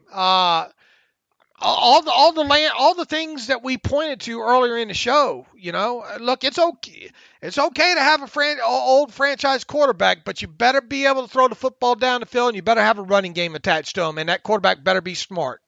End of story. Mm-hmm. You got to have some semblance of a pass defense and a pass rush, period. And that's what the adjusted net yards per passing attempt stat says. And then one of the main things that the Steelers, two things that the Steelers didn't have this year, the ability to push the football down the field consistently was one. Second was, their running game was, no sense wasting a lot of air on that, but their running game was not even close to comparing to that of the Tampa Bay Buccaneers. Right, and the defense did not create enough splash plays down the stretch. There's a very strong correlation between their losses and the defense just failing to take the football away, which the Buccaneers did a good job of yesterday. Rob Jones writes in, David Alex, in hindsight, would it have been good thing to pick up Leonard Fournette when he was waived by the Jags? What do you think his cost would be going into the 2021 season? Najee is looking good at number 24, he says. Here's the thing, you didn't have the cap space. We could sit here and rearview mirror this and say they should have picked up Leonard Fournette, but would Leonard Fournette on the Steelers made any bit of damn difference overall? Yeah, I don't know. Maybe a little, but I think the central problem with the run game and the lack of a run game was the offensive line, and that's where I think it starts. Would Fournette have helped that? Maybe a little bit, but not enough to make a material difference. And it just, once again, Rob, we can go back and look at this and rear view mirror it all we want, but the fact of the matter is it didn't fit in to what the Steelers do in free agency, period, especially with guys that kind of have that kind of questionable character. Yeah, he had the pedigree, right? I mean, that's something. Did Kevin Colbert maybe pick up the phone and say, "Hey, we got a minimum salary benefit contract over here"? I mean, he keeps those taped to the front door anyway, right? Right. Yeah, I think they could have done it. It's not that they wouldn't do it. It's just Fournette was not going to sign a 2-year deal, sure. Right? Yeah, no, yeah. Again, I think it goes back to the review thing. I think it's easy to look at these moves in hindsight in 2020. I don't think it matters a whole lot, though. I mean, you have to look at this in a vacuum, as in, would Fournette sign for $3 or $4 million on a 1-year deal with the Steelers, and would the Steelers offered him such deal? That's the way it's got to be looked at. Period. Right. Sure. Again, we can play these games about they should have done X, Y, or Z, and again, for Tampa Bay, the reason why they won this is they got Tom Brady, and I get Fournette played well and ran well, and that's important, but they are not winning this thing without Tom Brady, and that makes everyone else look a whole lot better. And go look at our man Brad's look. Here's the main takeaway that we tried to get accomplished with what Brad did with run success rates is to debunk the narrative out there that the Buccaneers like 28 and run. What was their actual ranking? Here's what we were trying, and in my opinion, successfully did in attempting to debunk here when it came to. Hold on a minute. Let me see if I can find the damn rankings here of the running game rankings here, because if you look at them on paper, you say, what the how the heck? Where's the rankings here? Offense, regular season. I mean, they were low in the overall standard run rankings, if that's what you're looking for. Right. Per game during the regular season, the Buccaneers were tied for 28th overall in yards per game at 94.9. Okay? 28. In yards per carry, they 4.12. They were 25th in the league. So it was being framed a couple of weeks ago that, the Buccaneers didn't have a great running game, so you don't need a great running game to win a Super Bowl. Well, hopefully, Brother Brad debunked that with run success rates, right? Right, where the Buccaneers looked a whole lot better. And plus, they ran well in the playoffs. I don't know exactly where their numbers came in at, but they did run well in the postseason. Right, so let's not lose sight of the fact here that while the Buccaneers had a nice run success rate during the regular season, it was acceptable.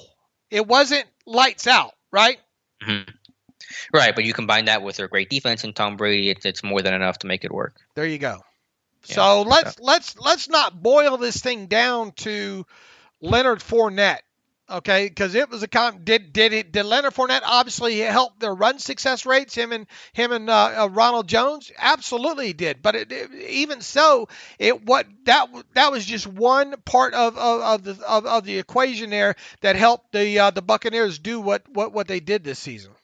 Right, and Fournette in Pittsburgh, I'm not sure if Barry Sanders would have had success behind that Steelers O-line this year. So I don't think you can assume that Fournette would have had the same exact success that he had in Tampa that he had in Pittsburgh.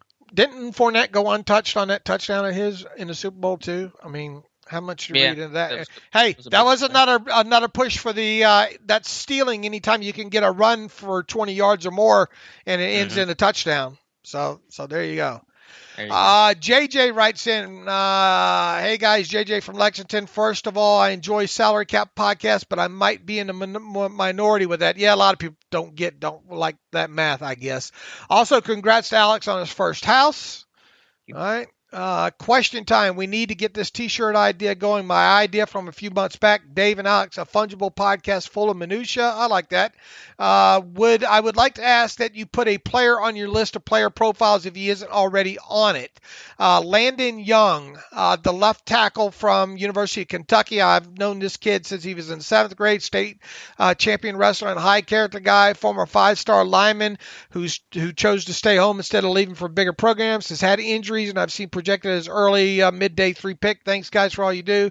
Find a scout to bring in this spring to replace the unreplaceable Dave T.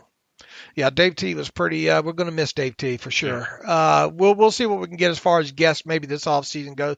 We have a lot of ideas floating around. Alex and I are going to get together in about a little less than 2 weeks and brainstorm some more stuff on there. Landon Young, make sure we add him to the list, Alex. Okay. Remind us, but we'll definitely try to profile him at some point during draft season. Man, we already got like 50 up, but we're closer to 60, I think. Yeah, so you can bet that we're going to be getting to a lot of guys here.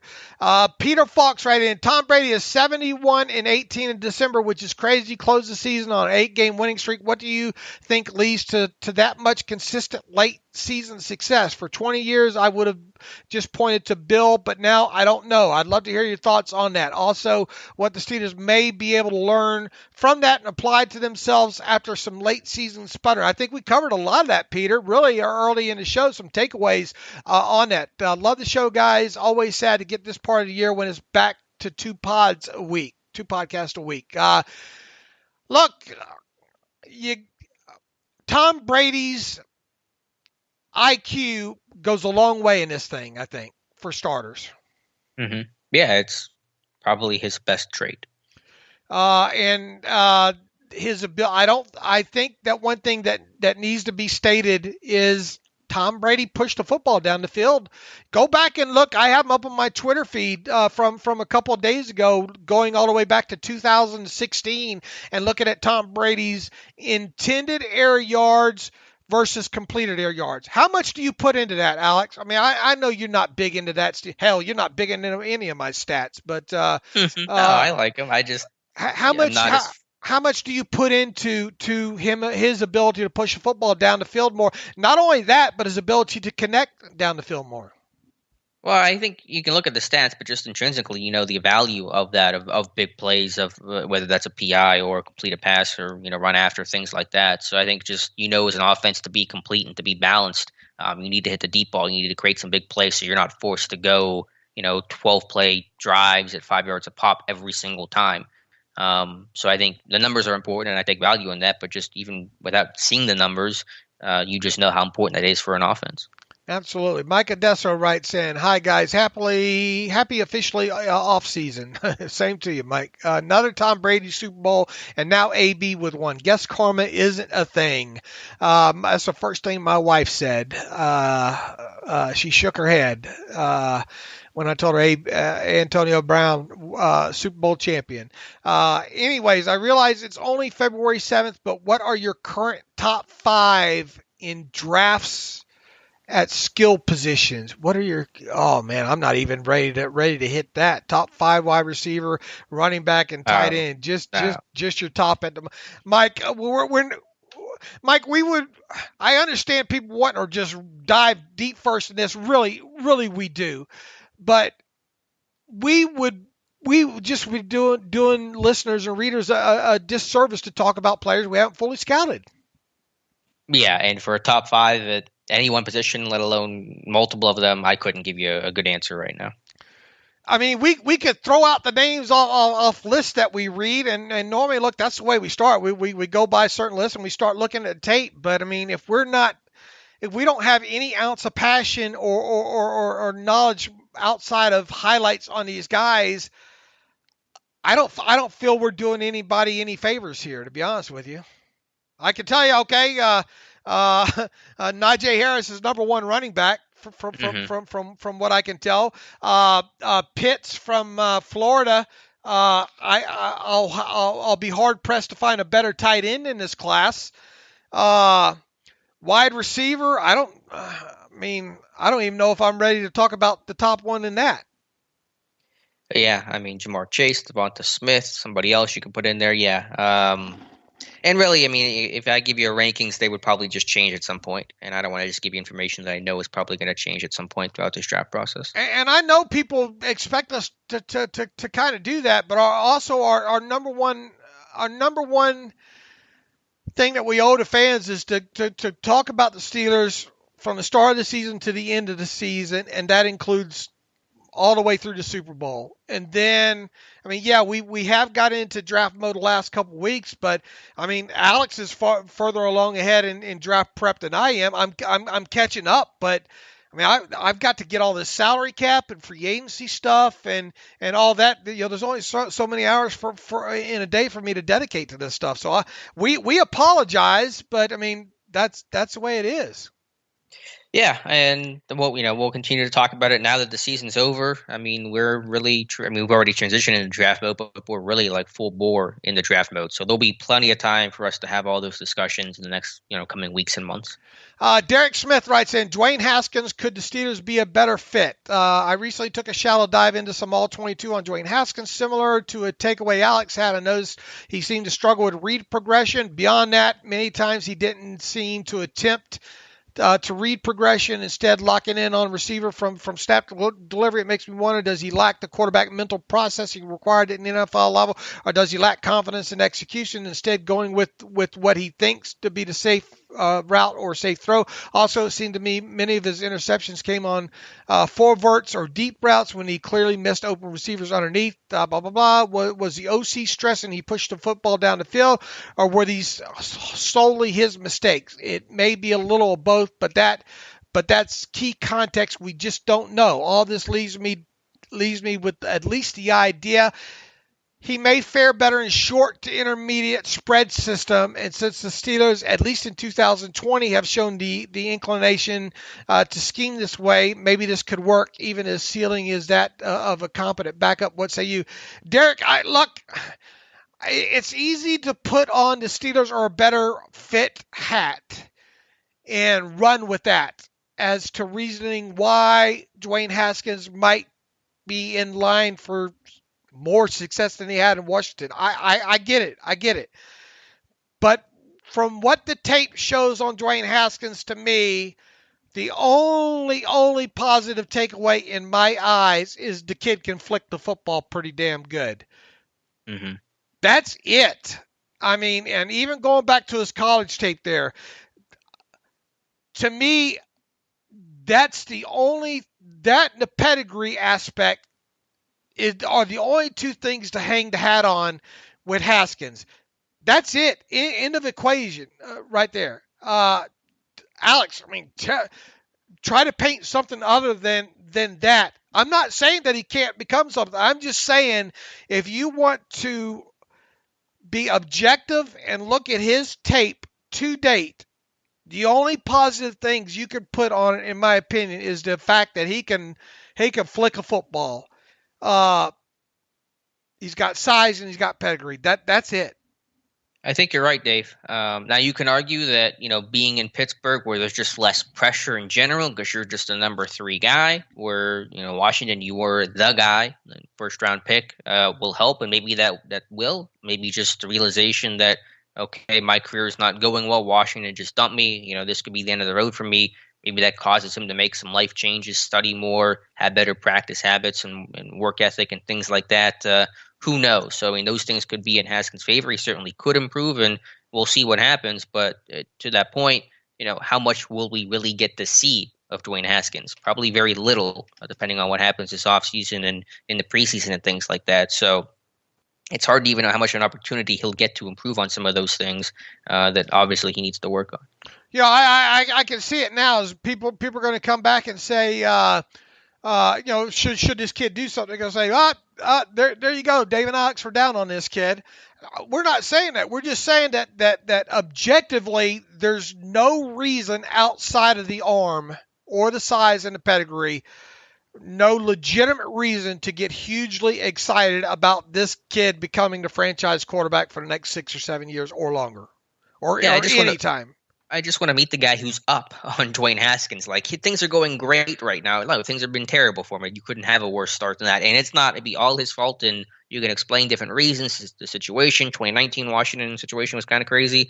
Dan Snyder, etc. But, I mean, things are not going well for him right now, and I think it'd be a fool to try to paint that picture otherwise. Right. I mean, some people expect us to, because we follow the Steelers, to be instant.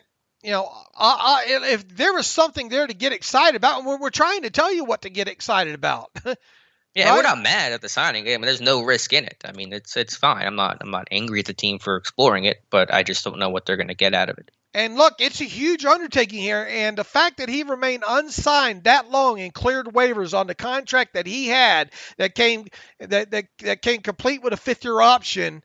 There's a lot that can be read. Okay, I get one team misses, two teams maybe miss, 8 teams miss. For him to get in the realm that he was in with the kind of contract that he had there, and being a former first-round draft pick, the fact that he ultimately had to land with the Steelers really tells you a lot. Yeah, we'll see. I think he did have an offer from Carolina when he visited with them, but obviously, his market was not very hot. All right. Were we clear on that so that people don't paint us as Dwayne Haskins haters? I hope so, but I'm sure we'll still get some hate mail. I'm sure we'll still get some of that. Let me see here. Patrick Jones. Oh, no, that's let's see. Chris Bailey. Here we go. Hi, David. Let's see.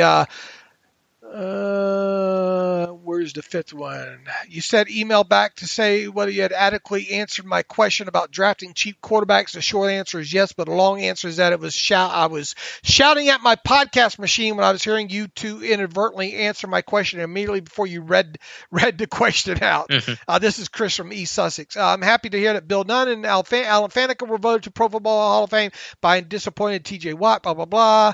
Was based on previous year's work, a bit like Pro Bowl votes. Also happy to see that Ben got a single vote for Comeback Player of the Year. It came across as an honorable mention, but at least Ben got deserved recognition. So he's obviously kind of happy with the way things played out, other than what happened with TJ Watt there. That's understandable. One last one from John D. Stefano.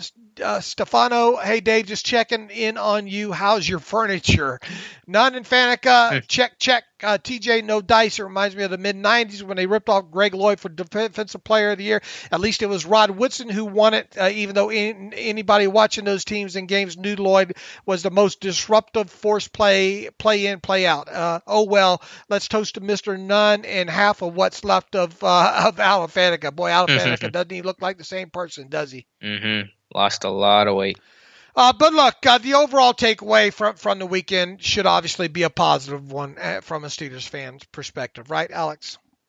Yeah, of course. You're over the moon that Nunn and Faneca got in, and yeah, it sucks for TJ Watt, but I understand why it went Aaron Donald. I just think there's a good case to be made for TJ Watt, and 20 voters at least agreed with that assessment. So don't act like it's a crime to argue for TJ Watt and against Aaron Donald. This is way too long from Greg Dunlap. I'll read the first part of it here. Second email listener since 2011. I'm looking forward to the SD profile on Travis Etienne. I've seen him play for 4 years, and his work impresses me. A TD machine and a good but not great pass protector. He could have come out at last year and chose to stay and help his team. The new offensive line did not do him any favors, so they got him more involved through the passing game, and he had another great season. So that's a vote for Travis Etienne. It sounds like there. I added him to my report, so that'll be coming out probably sometime later this week. All right, let's use that as let's give these people a break and not do a two full hours today, Alex, and let them off the hook today. And you and I will get back to it. Let's see. Tell them what we're doing tonight, Alex. Yeah, we'll have our live stream back over on YouTube, 7 to 8 p.m. Eastern time tonight. I think it's already been scheduled. Hopefully you guys can see and access the link. And so Dave and I answering any and all of your Steelers questions for the next hour tonight. All right, let's see. In the meantime, you can follow me on Twitter at Steelers Depot. Follow Alex Kozora at Alex_Kozora. Follow the show at Terrible Podcast. Email the show, theterriblepodcast@gmail.com. If you like what we do and you want to get involved, you want to donate to the cause, go to SteelersDepot.com, hit the donate button, upper right navigational bar. Also, if you like an ad-free version of the site, go to SteelersDepot.com, hit the ad-free button, upper right navigational bar. $25 for one calendar year. You can have an ad-free version of SteelersDepot.com. A lot of people are taking us up on that. So we're still going to do Wednesday we're going to do 3 more podcasts through, obviously, this week. Lord knows we're probably not going to have, maybe we'll have one next week when I'm out of town. Maybe not. Maybe Alex and I will do one together in the flesh, maybe. We'll see. But go ahead and count on 3 podcasts this week. We'll see if we get any done the week after. We might just lay low, to be quite honest with you there. And then obviously maybe after we get back, start resuming 2 podcasts after that. So in the meantime, as always, thanks for listening to the Terrible Podcast with Dave and Alex.